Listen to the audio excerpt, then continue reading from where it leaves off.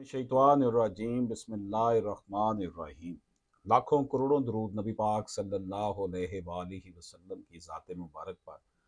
आप सल्लल्लाहु अलैहि वसल्लम के अहले बैत पर, आप सल्लल्लाहु अलैहि वसल्लम के सहाबा इकराम पर। नाज़रीन इकराम, लाहौर हाई कोर्ट की लेटेस्ट जजमेंट मुसम्मात Nawab Bibi deceased through legal heirs versus Hakam Ali and others. नाज़रीन इकराम, लाहौर हाई कोर्ट की वेबसाइट पर इसे 2023 LHC 5523 इससे ये आप देख सकते हैं। लाहौर हाई कोर्ट की वेबसाइट पर ये सिविल रिवीजन नंबर 2312/2014 है। Honourable mister justice Shahid Bilal Hasan sahab ने इस केस को सुना और उनका लिखा हुआ ये फैसला है। नाज़रीन इकराम, इस केस में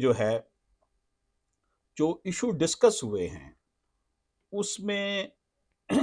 एक खातून को विरासत से महरूम करने के हवाले से भी बात है और इस हवाले से भी बात है कि खातून शिया थी या सुन्नी थी, क्योंकि शिया सेक्ट में अगर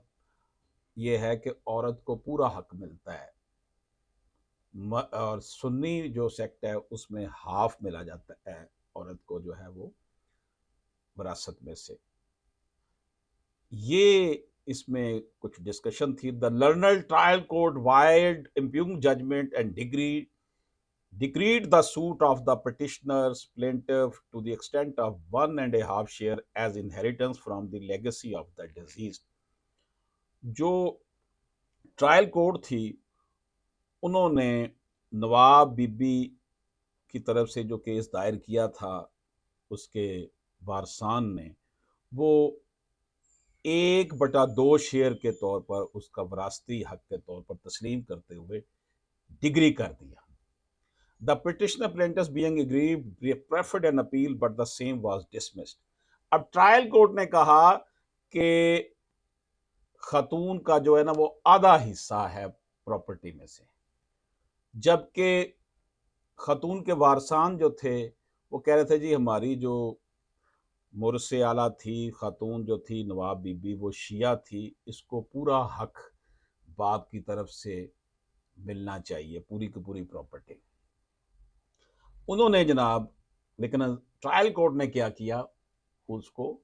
1/2 कर दिया। सुन्नी सेक्ट के हिसाब से इसको, हनफी सेक्ट के हिसाब से इसको दिया। पिटिशनर जो था इस केस में, जो हाई कोर्ट में तशरीफ लाए हैं पिटिशनर और प्लेंटिफ जो नवाब बीबी के वारसान, उन्होंने अपील की डिस्ट्रिक्ट कोर्ट में, जो कि डिसमिस हो गई, यानी बहाल फैसला रखा वही। अब hence the instant revision petition by petitioner through her legal heir with the prayer that she is entitled to the inherent half property of deceased as share and half as a return, whereas the petitioner in connected civil revision has prayed for setting aside the impugned judgment and degree and dismiss of the suit of plaintiff। अब जो revision petition जो दायर हुई उसमें कहा गया कि जो पिटिशनर थी जो फौत हो गई हुई है, उसको जो उसके बाप की शेरा की तरफ, शेरा नाम था उसका, जो हिस्सा मिलना था, हाफ तो उसको मिलना था वैसे और हाफ जो है उसको एज ए रिटर्न मिलना था। बहरहाल ये एक उनका डिस्प्यूट था जो इस हवाले से हुआ। अब इसमें ऑनरेबल लाहौर हाई कोर्ट ने जो इशू फ्रेम किए और जो इशू जिनको इशू तो खैर ट्रायल कोर्ट ने फ्रेम करने होते, लेकिन जिन इश्यूज को देखा और इसका सवाल का जवाब निकाला इस केस में, उसकी हम बात करते हैं कि क्या बड़े सगीर पाको हिंद में रहने वाला हर शख्स सुन्नी सेक्ट का कहलाता है। तो इस हवाले से जवाब था कि every Muslim in this subcontinent is presumed to belong to Sunni sect unless good evidence to the contrary is produced by the party contesting the same। हर शख्स को सुन्नी समझा जाएगा जब तक कि इस हवाले से जो इसके मुखालफ राय रखने वाले लोग हों वो कोई ऐसा बाइतमाद गुड एविडेंस ना दे दें कि वो सुन्नी नहीं शिया था। The judicial determination of whether the said presumption of faith of a party positively stands rebutted would be adjured by the court on the principle of preponderance of evidence produced by the parties. नाज़रीन इकराम, अदालत ने ये देखना है इस case को ये असूल तय करके, ये इस असूल के तहत कि जो एविडेंस दोनों पार्टीज ने पेश किए हैं वो किस हद तक दोनों जो पार्टीज हैं उनके किस हद तक एविडेंस को हम माने, किस हद तक अदालत ने उन एविडेंस के ऊपर जो है वो, अब इस हवाले से बड़ा रैशनल बिहेवियर जो है ना वो रखा जाता है। इसका मतलब ये है कि something is more likely than not, in other words, in light of the evidence and the law, do you believe that each element of his her claim is more likely true than not, कि जो इस हवाले से जो presumption होगी कि जनाब जो कहा जा रहा है, द क्वालिटी और fact of being greater in number, quantity और इंपॉर्टेंस, इसको हम ये कहते हैं कि जनाब इसकी कितना सच्चाई है। तो जो सच्चाई होगी दोनों फ्रीकैन को सुनने के बाद ऑनरेबल कोर्ट उसको जो है वो देखेगी, एविडेंस, कोजेंट एविडेंस के बाद, बाएतमाद एविडेंस के बाद, रिलायबल एविडेंस के बाद अदालत ये फैसला करेगी कि जो इस हक में ये दलाइल दिए गए हैं क्या ये दुरुस्त हैं या नहीं, कि वाकई ये जो दलाइल दिए गए हैं, जो शहादतें पेश की गई हैं, जिन जिन लोगों को एज ए गवाह पेश किया गया है, कोजेंट एविडेंस पेश किए गए हैं, तो क्या वो साबित करते हैं कि ये शिया है या सुन्नी है। इसका फैसला फिर ट्रायल कोर्ट ज़ाहिर करेगी। इसी तरह एक और अहम पॉइंट जो ऑनरेबल हाई कोर्ट ने इस केस में जो देखा वो ये था कि whether fraud vitiates the most solemn transaction and in such like position, कि अगर फ्रॉड हो तो क्या ये एक स्ट्रिक्ट क्राइटेरिया है, whether any strict criteria can be set to determine the faith of a person, और whether fraud violates the most solvent transaction and in such like position, ये इशू इसमें डिस्कस हुए। पहले हम बात करते हैं कि no strict criteria can be set to determine the faith of a person and therefore to pass any finding thereon the court are to consider the surrounding circumstances, way of life, parental faith and faith of other close relatives। कहा गया जनाब कि क्या कोई strict criteria है जो किसी के जो मसलक है, फेथ है,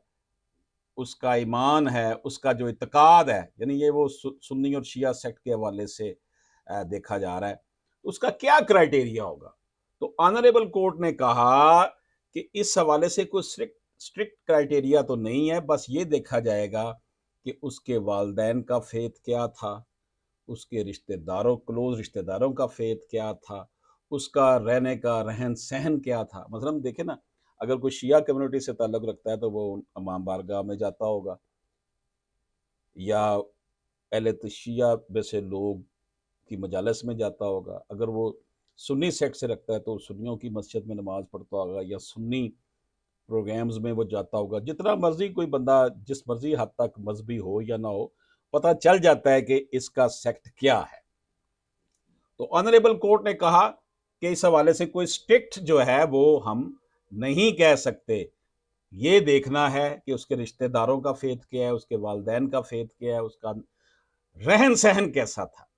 इसके साथ दूसरी बात जो मैंने की थी कि क्या अगर किसी ने फ्रॉड किया हो,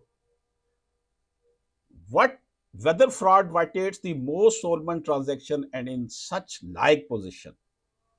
तो इस हवाले से जनाब जवाब ये था कि fraud violates the most solemn transaction and in such like position when question of inheritance is involved, the limitation does not run। Fraud एक ऐसा मामला है जिसमें इनहेरिटेंस जो है, इनहेरिटेंस के मामले में लिमिटेशन फिर नहीं देखी जाती। अगर कोई फ्रॉड हुआ है और आप कोई सूट फाइल करते हैं विरासत के हवाले से और फ्रॉड की बेस पर आपको महरूम किया गया है, तो उसमें फिर लिमिटेशन रन नहीं करती। It is a settled principle of law.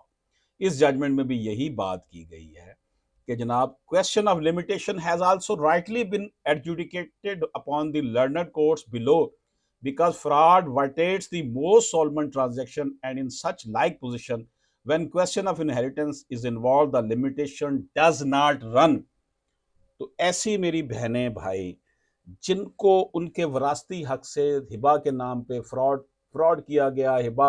जाली करवाया गया, तबलीग फेक हुई या दस्तबरदारी करवा ली गई ज़बरदस्ती, तो उनका केस बनता है। सिस्टम कमज़ोर है हमारा, टाइम ज़रूर लग सकता है, लेकिन उनका उनका वरासती हक मिलेगा। वहाँ पे टाइम लिमिटेशन नहीं है। आप ये नहीं कहेंगे जी 100 साल गुजर गया है तो अब मैं क्या करूँ, अब मैं केस नहीं कर सकता। नो, ऑनरेबल कोर्ट कहती है कि उसमें लिमिटेशन डज नॉट रन।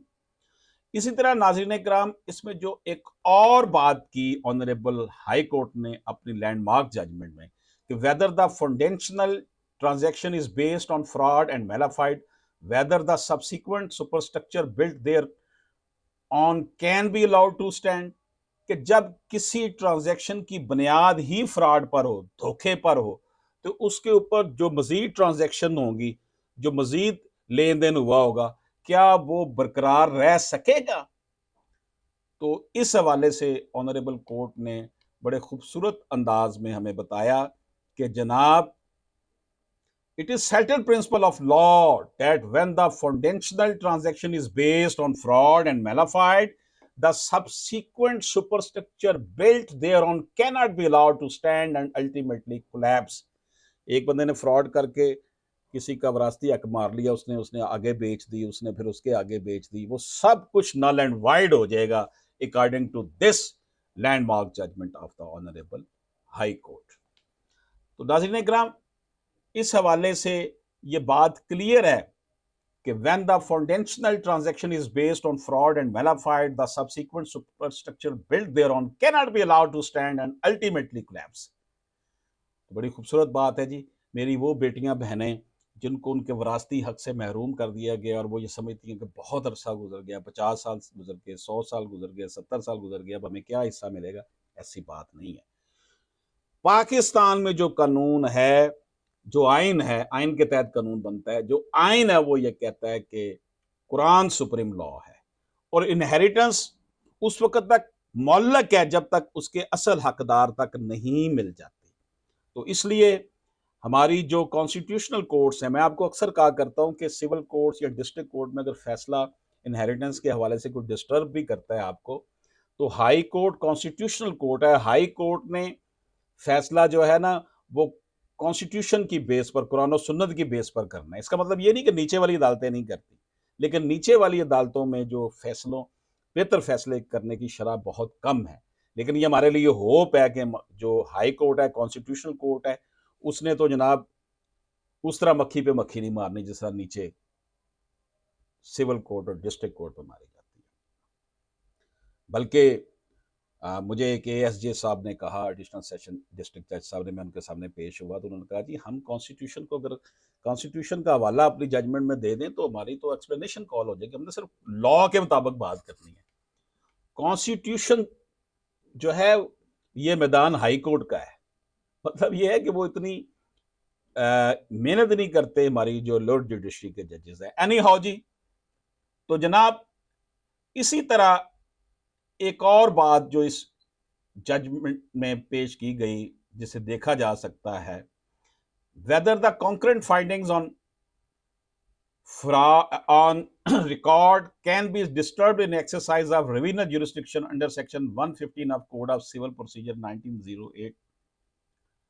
कि अगर आपका नीचे से कंकरेंट फाइंडिंग्स आई हुई हैं, दोनों अदालतों ने आपके हक में फैसला कर दिया है, तो फिर क्या रिवीजन में आके हाई कोर्ट उसको छेड़ सकती है, हाई कोर्ट उस फैसले को चेंज कर सकती है?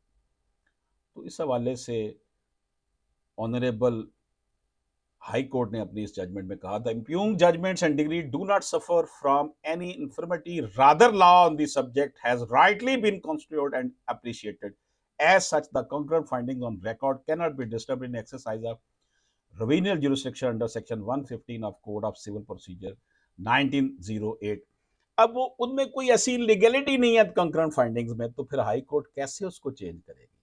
तो ऑनरेबल हाई कोर्ट ने कहा कि when the impugned judgment and decree does not suffer from any infirmity rather law on the subject, कोई कानूनी सुकम नहीं है, तो इसलिए फिर उसको डिस्टर्ब नहीं किया जाएगा, उन्हीं को मान लिया जाएगा। तो नाज़रीन इकराम, ऑनरेबल जस्टिस शाहिद बिलाल हसन साहब ने अपनी इस जजमेंट में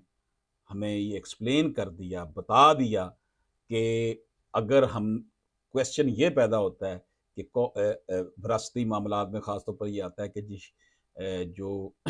जिसकी बात कर रहे हैं हम, वो सुन्नी है या शिया है, इसके सेक्ट का पता करना है, उस हवाले से उन्होंने हमें बताया ऑनरेबल हाई कोर्ट ने कि जनाब उसके लिए एविडेंस होगा, गुड एविडेंस होगा, कोजेंट तरीके से एविडेंस लिए जाएंगे, और अगर जो गवाहान हैं उनको देखा जाएगा, गवाहान उसके उसका तर्ज ज़िंदगी देखा जाएगा, वे ऑफ लाइफ देखा जाएगा, पैटर्नल्स जो थे उसके वालदैन चचा वगैरह का फेथ देखा जाएगा, और उसके रिलेटिव्स का फेथ देखा जाएगा, क्या वो शिया या सुन्नी थे, जो भी बरल सेक्ट की बात हो रही है, क्योंकि दो मेन ही है विरासत में इसमें। इसी तरह ऑनरेबल हाई कोर्ट ने कहा कि जनाब के इस हवाले से कोई स्ट्रिक्ट क्राइटेरिया नहीं है किसी का फेथ डिटरमिन करने के लिए। इसी तरह ऑनरेबल हाई कोर्ट ने कहा कि अगर फाउंडेशनल ट्रांजैक्शन में आगाज में ही आपने म्यूटेशन गलत बना दी, आगाज में ही आपने किसी को विरासती प्रॉपर्टी से महरूम कर दिया और लोगों ने आपस में तकसीम कर ली, तो वो जो बंदर बांट हुई है सारा वो जो था वो सुपर स्ट्रक्चर अगर तबाह होगा, तो जितनी ट्रांजैक्शन उसके बाद होंगी वो भी तबाह हो जाएगी, खत्म हो जाएंगी, विरासत के मुताबिक आगाज से काम होगा। इसी तरह ऑनरेबल लाहौर हाई कोर्ट ने इस फैसले में यह कहा कि जनाब इसमें लिमिटेशन रन नहीं करती, अगर किसी को विरासती प्रॉपर्टी से महरूम किया गया है और वो फ्रॉड की वजह से हुआ है, धोखा दिया गया है, तो उस हवाले से अगर आप केस करेंगे तो उसमें ये नहीं होगा जनाब कि ये इतने अरसे बाद क्यों आए हैं। नाज़रीन इकराम, अल्लाह पाक के फजल करम से अल्लाह पाक ने हमें कुरान पाक से नवाजा है, और ख़ास तौर पर आप देख लें 99% जो विरासती हकूक़ से महरूमी का मामला है वो ख़वातीन के साथ ही होता है। किसी को कुछ मसाइल, किसी को किस तरीके से, जिसमें हिबा के नाम पे, तमलीक के नाम पे, बै के नाम पे, दस्तबरदारी के नाम पर महरूम किया जाता है, लेकिन हमारे जो एपेक्स कोर्ट्स के फैसला जात हैं वो यकीनी तौर पर हमारे लिए बाइसे इत्मीनान हैं कि कम अज़ कम कुरान और सुन्नत के हवाले से फैसले हो रहे हैं, लेट हो रहे हैं, टाइम बहुत ज़्यादा लग रहा है। उसकी वजह यह है कि सिविल कोर्ट से और डिस्ट्रिक्ट कोर्ट से केस ऊपर आते होते काफ़ी टाइम लग जाता है। बहरहाल एनी हाउ, अच्छी बात यह है कि डिसीजन बेहतर हो रहे हैं, और ये एक बड़ी एक अच्छी जजमेंट है इस हवाले से कि इस तरह का मामला अगर विरासत की तकसीम में आ जाता है तो फिर किस तरह उसे नबरदस्तमा हुआ जा सकता है। ये हमने आपको ऑनरेबल जस्टिस शाहिद बिलाल हसन साहब, जो कि सीनियर जस्टिस हैं लाहौर हाई कोर्ट के, उनकी एक जजमेंट आपकी खिदमत में पेश की। अशरफ आसमी एडवोकेट को इजाज़त दीजिए। अल्लाह हाफिज़।